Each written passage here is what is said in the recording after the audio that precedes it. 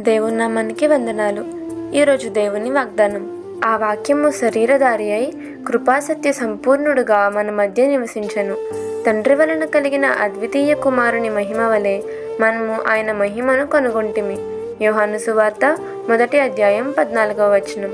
ఈ వచనం మనకు చెప్తున్న గొప్ప సత్యం ఏంటంటే, దేవుని వాక్యమే శరీరమై యేసుక్రీస్తు రూపంలో ఈ లోకానికి వచ్చారు. ఆయన దూరంగా ఉన్న దేవుడు కాదు, మన మధ్య నివసిస్తున్న దేవుడు. క్రీస్తులో మనం కృపను మరియు సత్యాన్ని చూసాము. ఆయన జీవితం ద్వారా దేవుని మహిమ మనకు ప్రత్యక్షమైంది. ఈ వచనం మనకు గుర్తు చేస్తుంది ఏంటంటే, దేవుడు మనలను అంతగా ప్రేమించారు కాబట్టి మన మధ్యకు వచ్చారు, మన కోసం జీవించారు, మన కోసం మరణించారు, అలాగే మన కోసం తిరిగి లేచారు కూడా.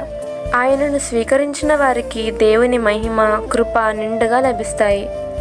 God bless you all.